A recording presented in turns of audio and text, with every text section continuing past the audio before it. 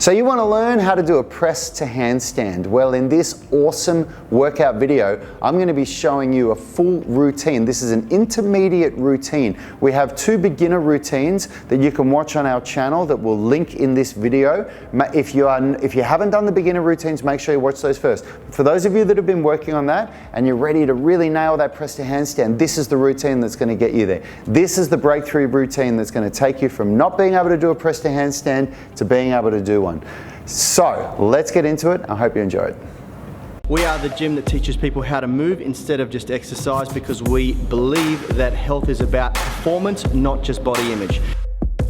Now we're on to the straddle toes to bar. This is by far one of the hardest exercises I've ever done. It is very, very challenging. When I say exercises, I'm not talking about a movement. So I don't call a press to handstand an exercise, I call that a movement. But this exercise is very, very hard to do.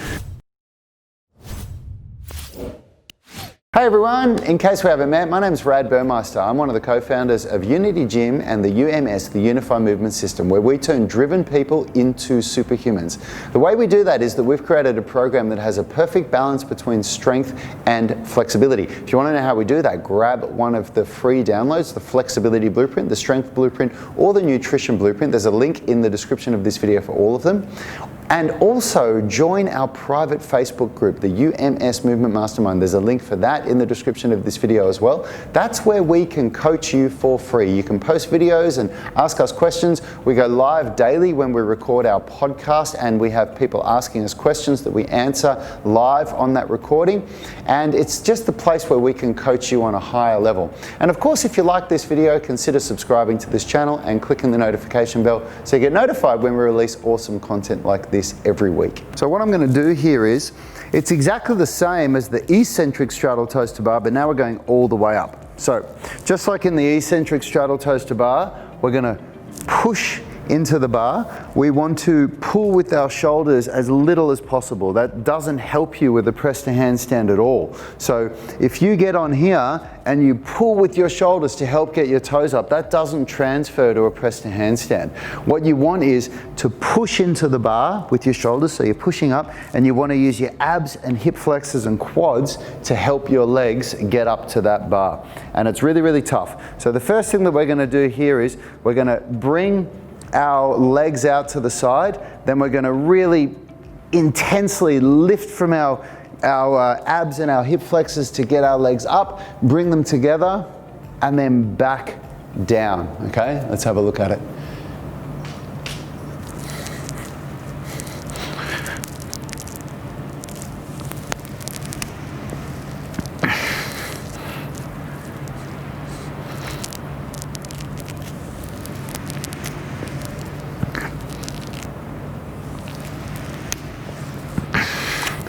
Now, of course, you're going to lean back a little bit. You have to. If your legs go in front, you're going to lean back.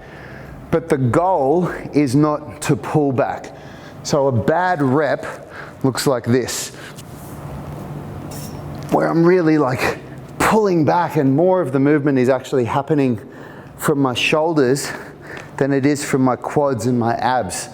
So when I do that, the proper rep, I don't feel that at all in my shoulders. I have to lean a little bit. My body is going to pull back a little bit to counterbalance my legs going in front of me.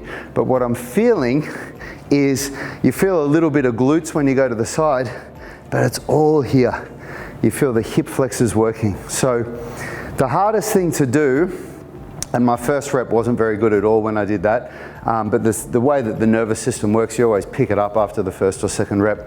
So the hardest thing to do is to try and tense the quads and point the toes, because when you tense the quads and point the toes, that again, it translates to the press to handstand. And this move is a really amazing move because it actually makes the lifting of the legs, the compression of the legs, much harder than it is in the press to handstand. And the whole reason why we do this is to switch on the central nervous system and tell your body that we're about to do a press to handstand, but to make it harder. It's kind of like the idea of if you were going to go and do a set of squats at 80 kilos, and then what you did just before you did, so you were aiming to do 5 reps at 80 kilos, but what you just did before you went in was 1 rep at 100 kilos. So then when you go and do those 5 reps at 80, the weight feels light. It's the same principle. You do this here, where you're working the compression, where it's way harder to get your legs into your body to use that compression strength, and then when you move over to the wall to do the press to handstand, where you're actually, gravity's pushing you this way and your legs aren't lifting against gravity, your legs are going with gravity, your body goes, wow, that's easy compared to doing it on the bar. So I'll just show you one more. And what I'm going to be trying to do here, now that it's my second round, I'm going to really be trying to tense my quads, point my toes, and bring my legs out while I push up into the bar.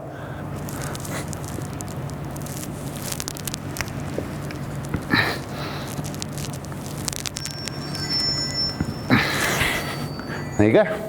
Now we're on to the standing pike and compression. So what I'm going to do here is basically, so I've just finished my straddle toes-to-bar, and I'm hop down off the bar, and I literally have 10 seconds break. And then I'm going to come down and just come down into my pike and pull down to really try and maximize the use of my flexibility. So I'm, really, again, just telling the central nervous system that I want to access this flexibility. So it's whatever you've got, but remember, the better pike you can get, the better pancake you can get, the better your press to handstand is going to be. So hopefully you can get, down somewhere near where I'm going. And you'll just do that only for a second or two. You don't have to go long. And then from here, we're going to put the hands on the ground and stand right up.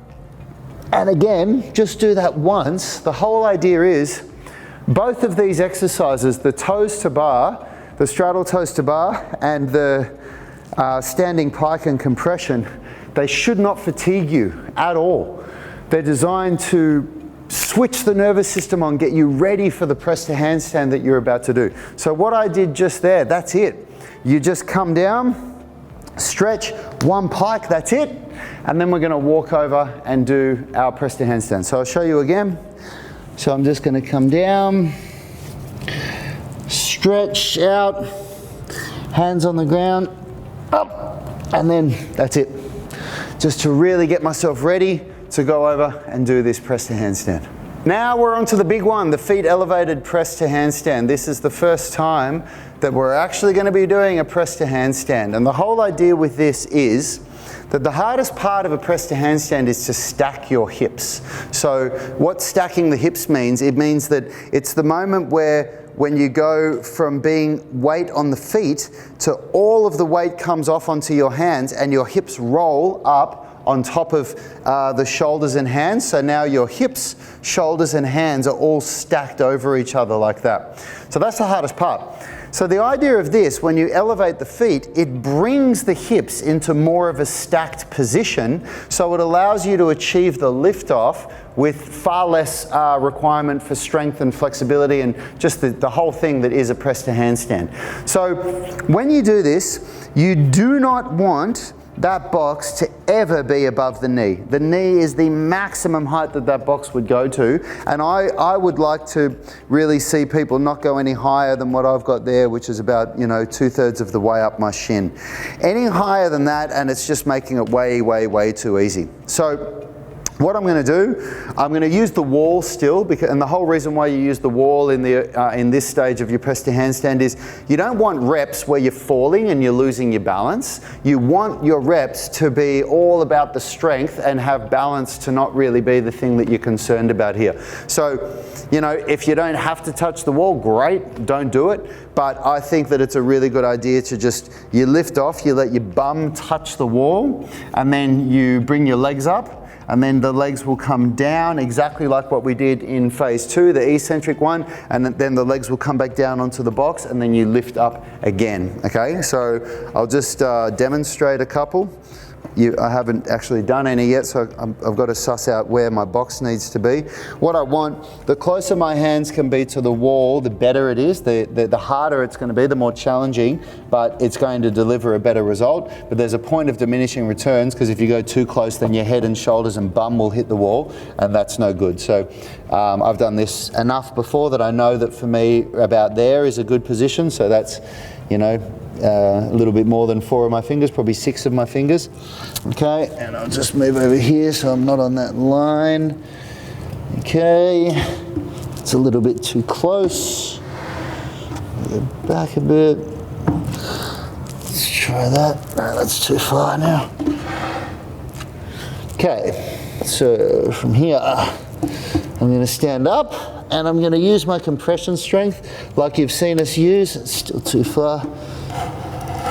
Probably was in the right spot when I started. Haven't done this one for a while. So once you get past this exercise, you'll never do it again, because you always do your press to handstands off the ground. So what I'm trying to do here is I'm trying to push in a way where my hips stack over my hands, and you'll feel it. You'll feel the point of weightlessness, and then your legs just lift up. Okay, so just watch. So I'm going to get ready. Compress, compress, compress, and then lift. Whoops. Compress, compress, lift, and then up. Okay, then back down. Okay, slow, back down to the box. Again, up, back down, and again, up, back down. And the whole idea is, when you do these progressions, and the reason why we're doing this and we're not even doing it off the ground, even if you can do 1 or 2 off the ground, is to get better at a calisthenics skill, you have to choose a progression that you can do at least 3 reps of. If you can't do 3 reps of it, it's not something that should be included in a workout. It's a trick, it's a party trick, it's a demonstration of what you've achieved. But the workout, 3 reps is minimum. So you really want to be doing between 3 and 5 reps of this, maximum of 8. If you can do 8 reps, then you need to make it more difficult. And the idea is, what you're going to do now that you've understood this workout, so we've come to this point where you're doing this circuit, where you do the straddle toes-to-bar, then you come down, you do the pike compression, then you do your feet elevated press to handstand. And the whole idea is that from here, all you do is gradually lower the height down to the ground. So you still keep doing the same routine. This is a really, really good routine. And what you're going to do is, once you can get to 3 sets of 5 reps easily, maybe even being able to do above 5 reps on some of the reps, some of the sets, then you're going to lower the box, and you'll probably go down to about here. You'd probably take it down, you know, 4 inches or so. And then you'll work that process again. That'll make it harder. Then you'll go down again and again, and eventually you'll be just off the ground. And then from there, guess what? You'll go to the ground and you'll be able to do a press to handstand. So at this point within phase 3 of this workout, like sometimes you might need to do like a hybrid version of this workout. There might be some exercises that you can't do that well and you need to do a hybrid version, like maybe the straddle toes-to-bar. That's a really hard exercise. Maybe you still need to do the eccentric toes-to-bar, or maybe even just in the first set you do straddle toes-to-bar, but then when you do your second set you can't do it and you need to do the eccentric version. Same thing can happen with the press to handstand. You might be able to do everything, but after the first set you can't even do any of these feet elevated press to handstand. So you get rid of the box, you do everything else, but you do the eccentric wall assisted press to handstand, just like from phase 2. And you can play around with that, and each week you've got to track your progress, you've got to record how many reps you do, you try and increase with your strength every week. You use a deload week as well, so that's really, really important. You should do either 4 or 6 week cycles. It depends on how quickly you fatigue. When you get to a state of overtraining, overtraining is where you'll feel that you're weaker this week than you were last week, and you just can't explain it. You're just like, why am I weaker? I was doing so much better last week. You're in a state of overtraining now and you need to deload for a week. And when you deload, you do 40% of the total volume, which means in a workout like this, you actually only do 1 set of everything instead of 3 sets, because you've got to do 40% or less. So, yeah, and if you follow those principles, I guarantee you that this workout will get you to a press to handstand. Hey, thanks for watching that video. If you liked it, consider subscribing to our channel and make sure you click the notification bell so you know when our weekly videos are uploaded. Now, the best thing for you to do if you want to stay connected with us and get free online coaching is to join our private Facebook group. It's called the UMS Movement Mastermind, and we go live daily where we answer our members' questions. It's very interactive because you can post questions while we're live and we interact with you on the show. You can also upload videos or pictures of yourself with any movements, any stretches, strength training movements, calisthenics, weightlifting, anything that you're struggling with, and we'll critique you, give you feedback, let you know how you can get better. It's a really valuable resource. It allows a lot of communication with us and also our senior tribe members. You'll get answers very, very quickly, and it's absolutely free. So jump on Facebook, search for UMS Movement Mastermind and join now. Until next time, have a great day.